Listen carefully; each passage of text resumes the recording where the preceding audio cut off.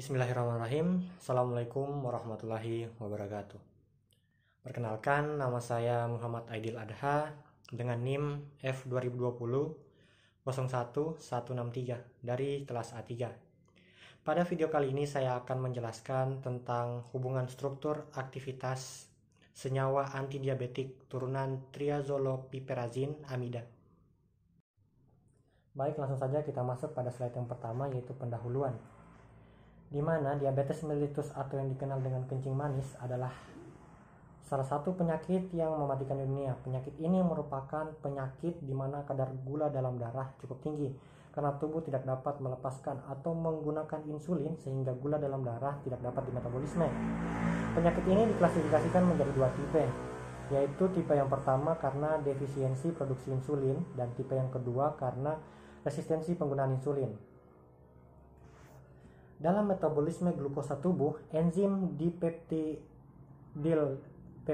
4 atau protein kompleks adenosin diaminase 2 berperan penting dalam kontrol sekresi insulin.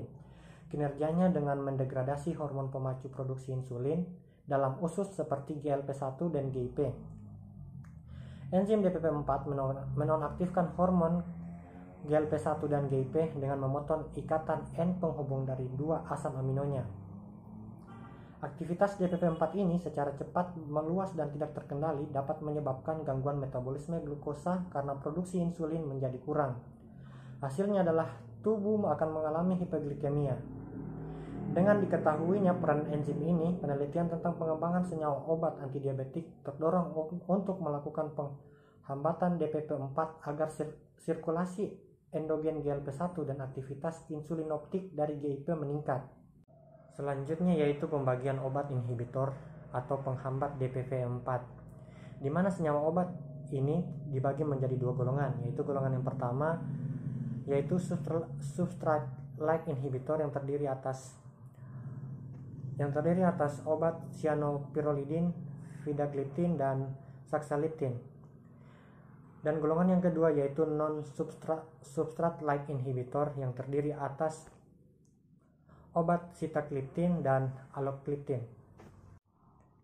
Di mana pada video kali ini saya akan menjelaskan mengenai obat sitagliptin yang merupakan salah satu inhibitor dipeptidil peptidase atau inhibitor DPP4 yang merupakan terapi diabetes tipe 2. Obat sitagliptin merupakan obat turunan dari triazolopiperazin amida.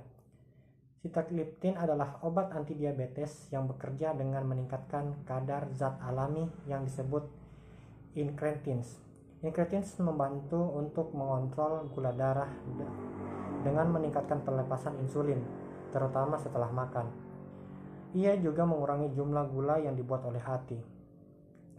Kemudian hubungan struktur aktivitas sitagliptin, di mana yang pertama karbon C16 yang berarti tingkat kepolaran yang tinggi, di mana obat ini memiliki tingkat kepolaran yang tinggi dibandingkan dengan turunan triazolopiperazin amida yang lain. Kemudian yang kedua, banyaknya N yang ada pada struktur kimia obat sitagliptin bertujuan untuk meningkatkan kelarutan dalam lemak sehingga obat dapat masuk dalam sel. Kemudian yang ketiga, dengan melestarikan kadar hormon incretins plasma yang beredar, sekresi insulin dirangsang dalam kondisi hipoglikemik dan sekresi glukogen ditekan.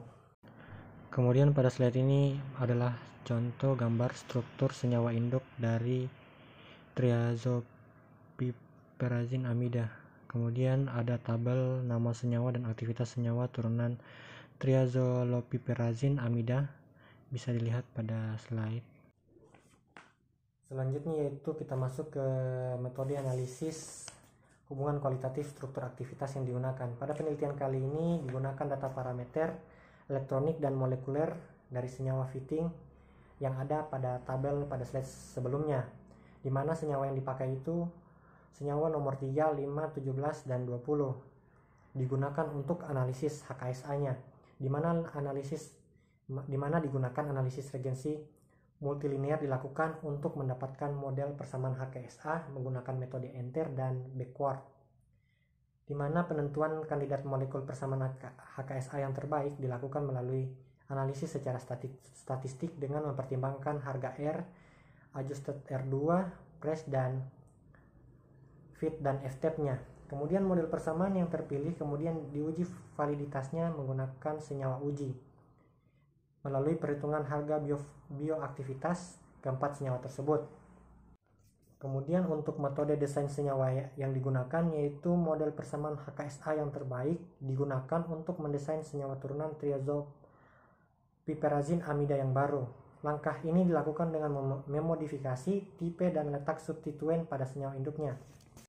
Kemudian untuk hasil analisis HKSA yang didapat pada penelitian kali ini yaitu berhasil membuktikan bahwa terdapat hubungan struktur aktivitas senyawa turunan triazolpiperazin amida dengan bioaktivitasnya yang dikaji dengan metode semi-empirik PM3 melalui analisis regensi multilinear.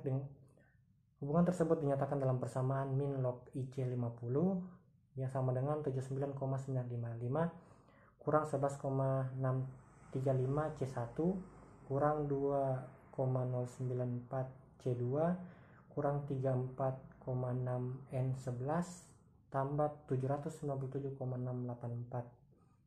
C15 tambah 0,288 mikrometer. Adapun harga R pada hasil analisis yaitu 0,714 dan adjusted R2 yaitu 0,305. Kemudian fit atau F-step yang didapat yaitu sama dengan 1,239 dan price yaitu 0,017. Kemudian berdasarkan model persamaan HKSA yang terbaik di atas, penelitian ini juga berhasil mengusulkan senyawa bioaktivitas prediktifnya lebih baik dari senyawa triazolpiperazin azid sebelumnya yaitu min log IC50 sama dengan 8,601.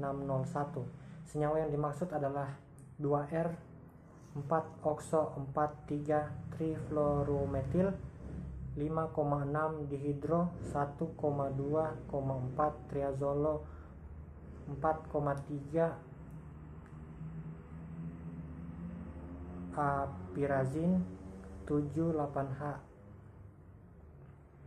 1,2 fluoro 4,6 dihidroksofenil butana 2 amina.